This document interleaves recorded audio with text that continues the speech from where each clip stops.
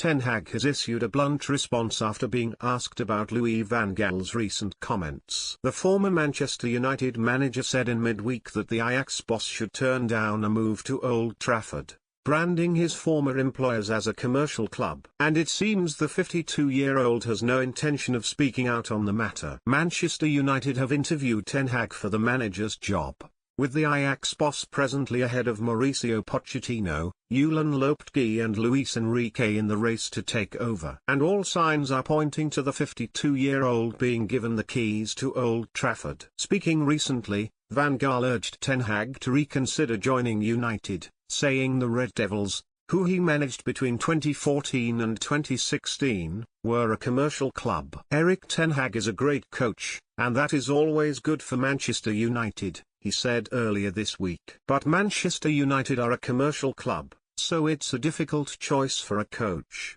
He'd better go to a football club. I'm not going to advise him, he'll call me himself. But he must choose a football club and not a commercial club. Yet Ten Hag has now refused to react. When asked about Van Gaal's comments following Ajax's 3-1 win over Groningen, he said, "I don't want to react to it. We are in a title race, all focus is on that." The Dutchman was then quizzed on whether he'd wait until the end of the season to make things regarding his future clear. And he shrugged off that question by saying, "You don't need to ask me again." Ten Hag also defended former United star Daley Blind, who was booed by Ajax fans despite their victory. "This is unacceptable," continued the 52-year-old. "Daley brought this club and Dutch football so much, yet he still gets treated like this by his own fans. Unacceptable.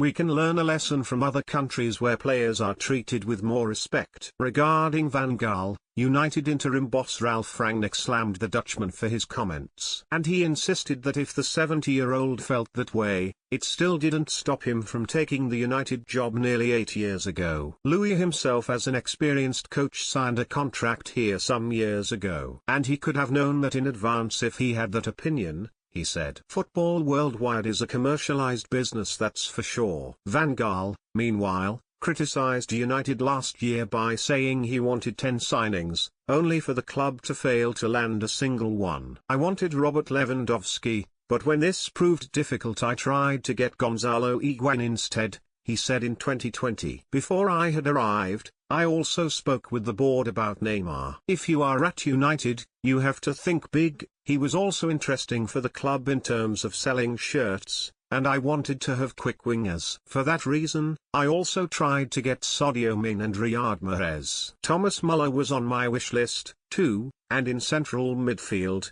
I wanted N'Golo Kante. I even tried to sign James Milner, who was already quite old but very multifunctional and possessed leadership skills. For the defense, I wanted Sergio Ramos and Mats Hummels, because ours wasn't the strongest in building from the back. Those were my top targets, but we couldn't get any of them. I don't know why, because as the manager I wasn't involved in any negotiations. After I left, players like Mahrez and Kante ended up at Manchester City and Chelsea, while United couldn't get them. I found that very odd.